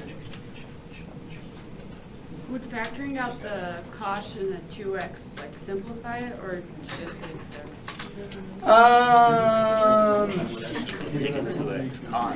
Yeah, so the only reason you might want to do factoring is if somehow the question asks to find zeros. The only time we factor is if somehow we want zeros, right? Because you can't find zeros unless you have things in factored form. So if it doesn't ask for zeros, you would usually leave it expanded. All right, so Wait, that is the last 2 characters. last 2 characters. let's see, that was Ryan and, okay. Uh-oh. All right, page 8, integral. I don't know, he stared at me. Okay, so the integral calculus. Obviously, well, maybe I shouldn't say obviously. This function does not have an instant antiderivative. The only antiderivatives that we know are those ones that we saw on that table, you know, and this is not one of them. So we don't have an antiderivative that's jumping out at us, then we try to go to u sub. And so we want to pick, there's 3 choices that we could try for u. We could try tangent. We could try sech. You could also say, well, what about sech squared? That would not be a good move. If you were to let u be some trig or hyperbolic trig function squared or to a power, then you've got to do that chain rule stuff that we just did, and you know it gets big and messy. The derivative of sech squared is 2 sech to the 1 times sech tangent. Like that's, you don't want to do that. So we really have 2 viable candidates, sech or tangent. Do we see the derivative of one of them in there? Which one should we choose for u? Yeah, that's the most natural choice. It would work if you did let u be sech, but this is going to be the most natural choice. Derivative of tangent? Sech squared? Yeah. And tangent is one of the primary 3, so its derivative is positive. So yeah, we're good. So this all turns into, let's see, the tangent gets replaced with u, and then sech squared, right, that just becomes a du.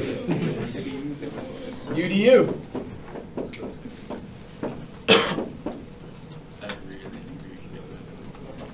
And that would be 1/2 tan squared of x plus c.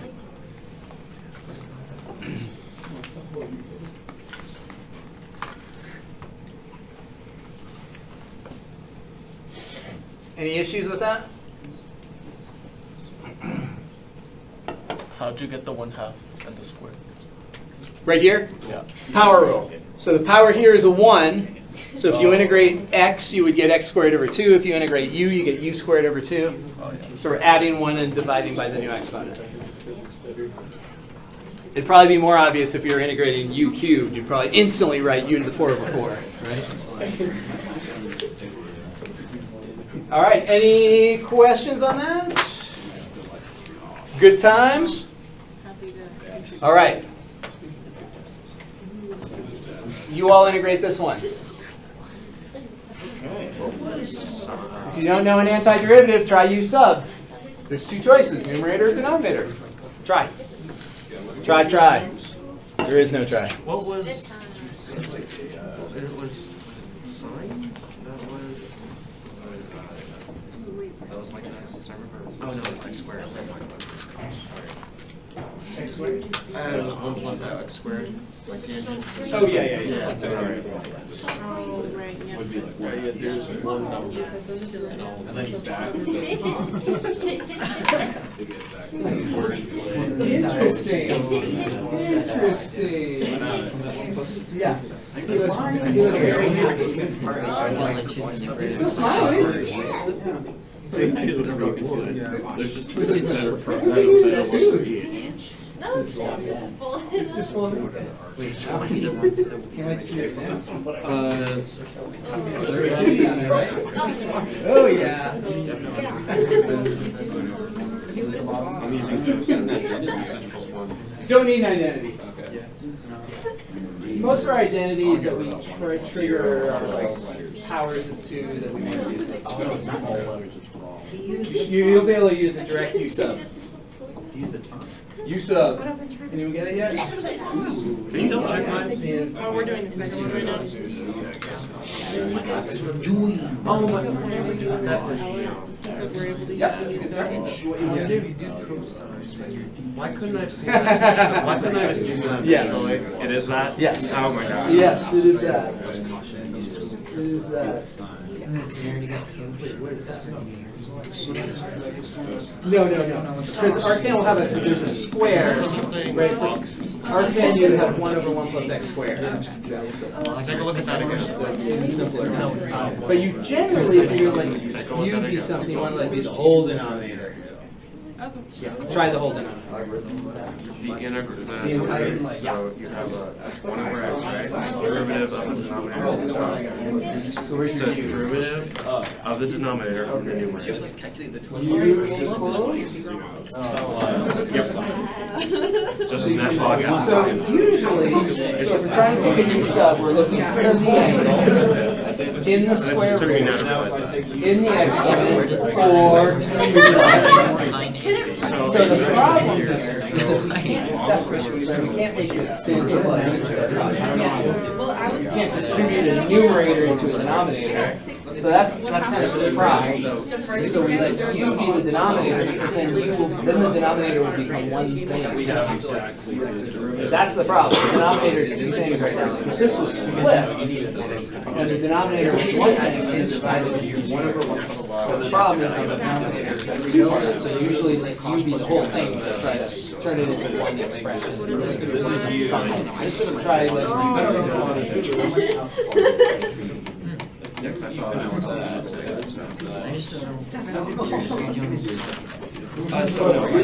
I did use that. Yeah.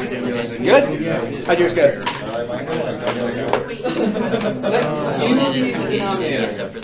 You. Can you validate my work? Integrate. This is What's the integral 1 over u? natural log.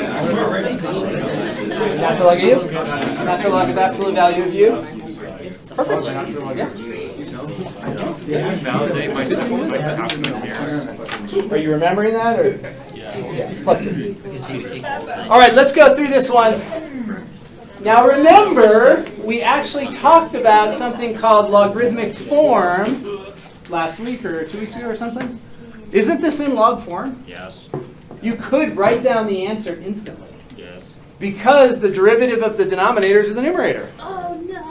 Yeah. So you could bypass all your u sub if you saw that. But if you didn't see it, you have two choices. You can let u be the numerator or the denominator.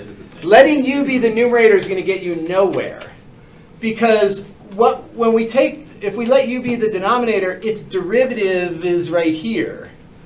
So letting u be the numerator is not going to allow you to simplify anything. Whenever we select our u, it's usually the hard part. It's whatever's in the exponent, whatever's in the angle, whatever's in the denominator. So we're going to let u be the whole denominator. If you didn't see that it was in log form already, you're going to discover it real darn quick. The derivative of 1 plus cosh is sinh. Derivative of 1 is 0, so that goes away. And now we're golden because we see there is du. So we're going to end up with du divided by u inside the integral. That's natural log absolute u plus c. We back substitute.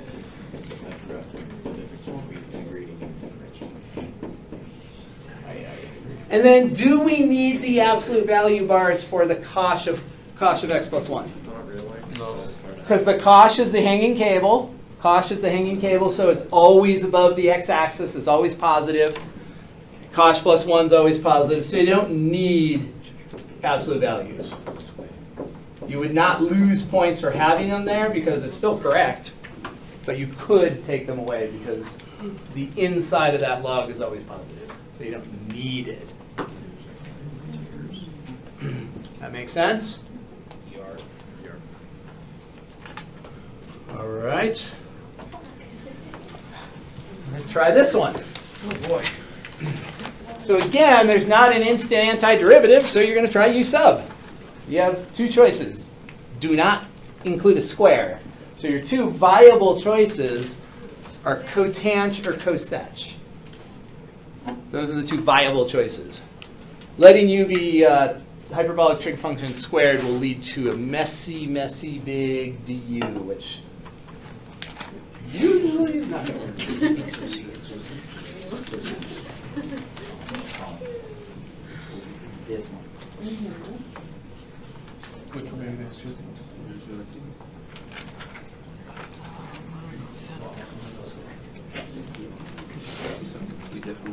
So pick one and try it. If it doesn't work, pick the other.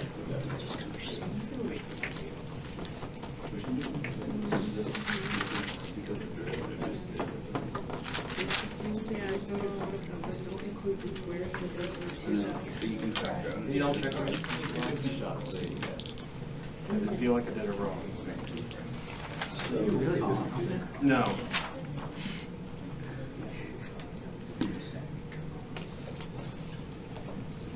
Is my derivative wrong? Yeah. Okay. It's close, but should be positive. And then plus the other. Do you want me to try? Can I just throw in the negative in the final answer, or should I actually keep the negative throughout? Yeah, you should have it throughout because you're when you as soon as you differentiate, that negative comes in. Right, exactly. So yeah, you could put it there, or you can put it right out front, right from the start. The negative still comes over with the means. Yes, exactly. Exactly.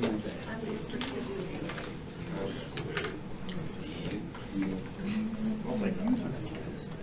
This is gonna be Where is that going to cancel? You're not taking the derivative of this, you're taking. Yes, exactly. I know, but I'm ignoring that. Now I'm making this u squared. you can put negative DH. You can pick u to be anything. And then you'll just list your. What did I do wrong? Nothing. Okay. Is this on the right? Yeah, that is on the right track. Yeah, that's right.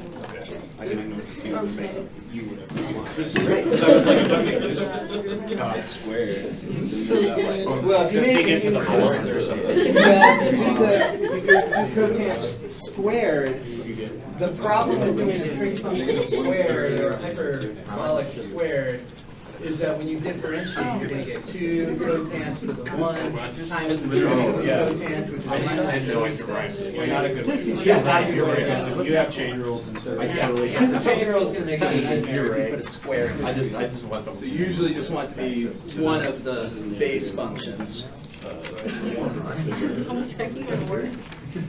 So we know that. Oh, that's a singleton. So, oh yeah, see this derivative is Oh, is it squared? the derivative of cotangent is minus cosec squared, but if you do the derivative of cotangent squared, you bring down the 2, you subtract a 1, you differentiate cotangent, you get a big messy thing that, Yeah, you so that's just what want I'm that just trying to to I just write down the right negative. so then this is going to be minus u squared. Give me a second. Okay, yeah, question. I wrote that. So that's with like a negative 1 in the front, yeah? No, because this derivative is not right. Times negative. I'll talk about it right now because this happened, I've seen it a few times. All right, let's talk about the u sub here. The common mistake is trying to be overzealous about your u. And just keep in mind, if you were to do this as your u, the derivative is pretty complicated because this is really cotangent quantity squared. So you're going to have a chain rule, a power rule followed by a chain rule. So you're going to have du is going to be 2 cotangent of x to the 1, but then you have to differentiate the base. You have to differentiate cotangent, and the derivative of cotangent is minus cosec squared of x. So that would be your du. So it's very, very rare you do u sub with a trig function or a hyperbolic squared, because that just adds a whole huge extra element of multiplication. So that is a super common thing to try, though. So we really want to just focus on the base. We either want to go with this or we want to go with that.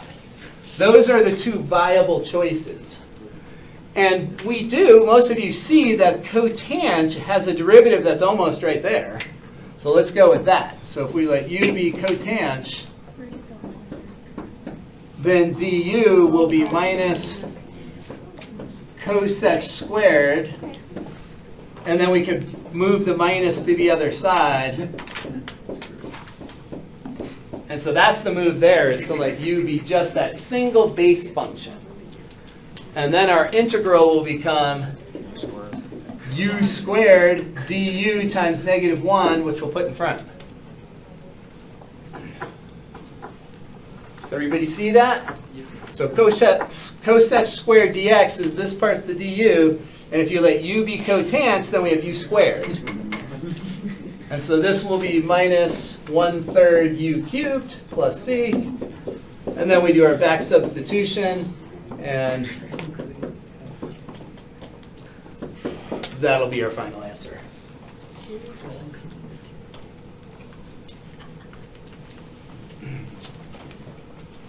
Okay, so with this next one, we need to use an identity. So this one is one of those ones that we're going to power reduce. So if you need an identity, then we would go back to the identity table and look. So this one says, let's power reduce this. And it's going to look very similar to the power reduction for sine, which we talked a little bit about. We're going to talk a lot more about after exam 1. We'll see this a lot in the next chapter. So the identity for sine is that. Sine squared reduces to 1 minus cosine of 2x over 2. So that's power reduction for sine. And the power reduction for sinh is going to be super similar. It's going to be cos 2x minus 1 divided by 2. Yeah? Does it matter which way you put that? Like, could the one be up front? Are we talking about over here? No, the other one. Here? Yeah. Can the 1 be in front here? Yeah, can it be in No. front? No. Because this identity, if you look at the identity table, wherever it was up here, right there. So this is the one we're using here. So we want to use it exactly how it looks there. And then we can factor out the 2.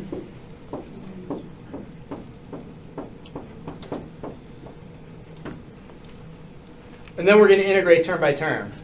So we have 1/2 multiplied by integral of cosh, sinh, and then RCR divided by 2. So we're going to have sinh 2x divided by 2. Integral of 1 is just x plus c. So here that we have this sort of factored thing, but we're not totally factoring because there's a c on the outside. So the best way to write this down, so there's no reason you ever just partially factor, like if you have 3 terms, you don't just factor something out of 2 of them randomly. So normally we would rewrite this as 1/4 sinh 2x minus 1/2 x plus c. If you're going to factor, you want to be factoring the entire quantity, not just 2 terms. All right, any step there you are concerned about?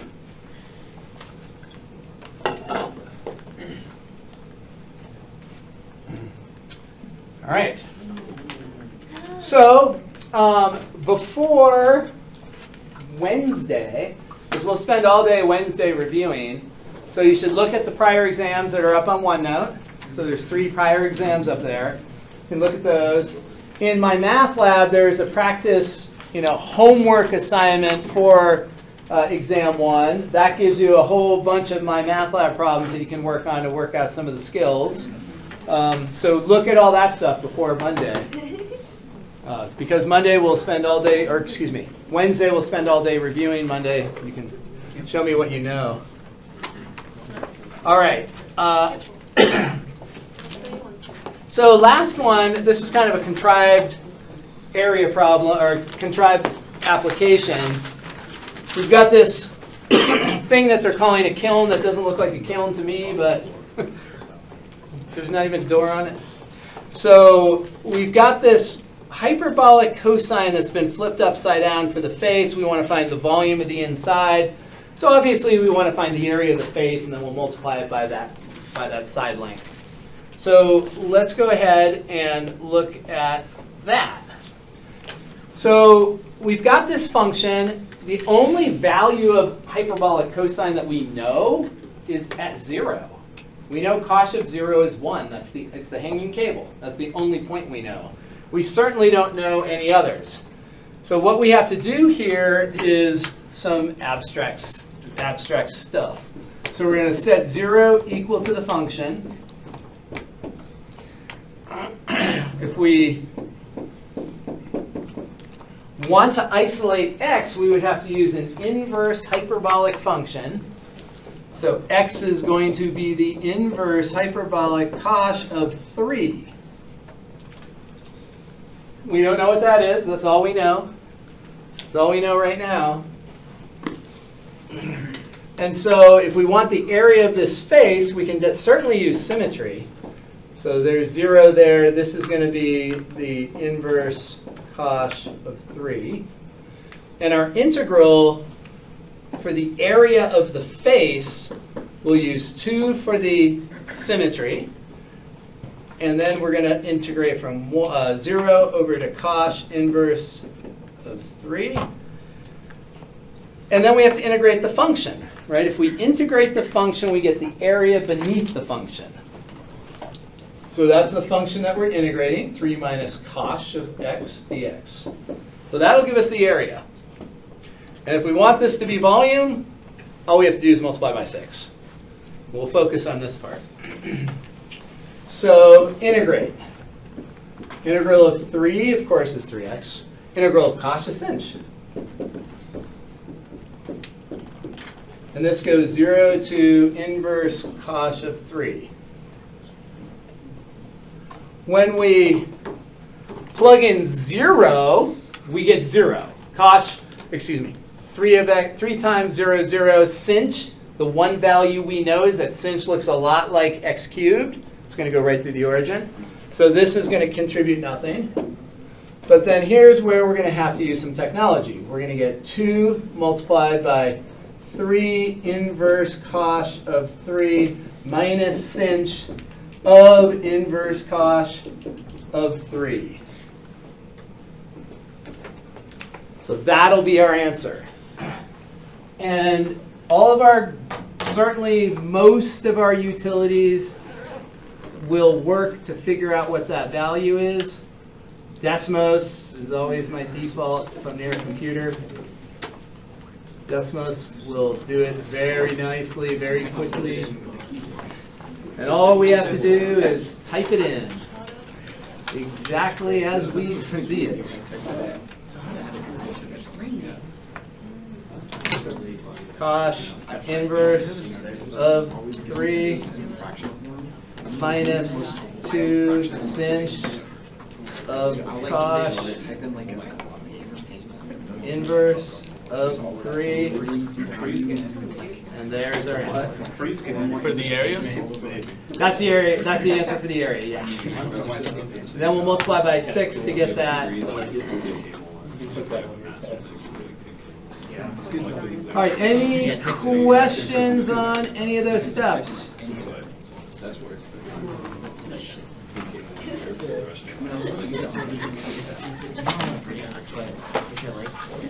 All right, well, do what you're supposed to do, and I will see you on Wednesday.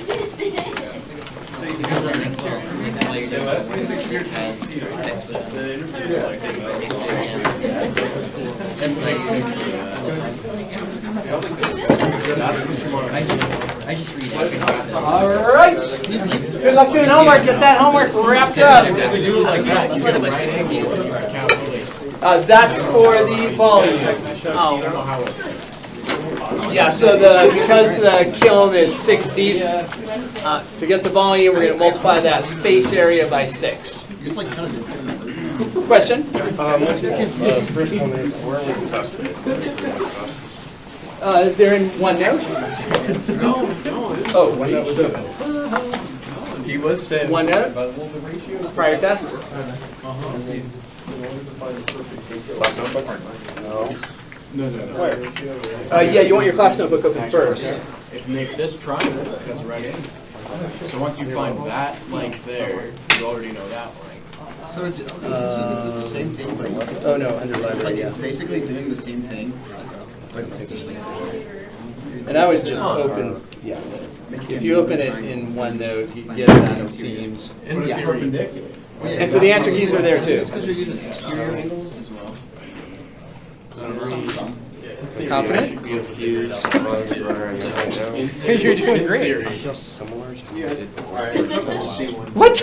Yeah. Well, I feel like I know most of the material, but I'm concerned that. You have a very good handle on the material right now. I think it is too, but it's just so annoying.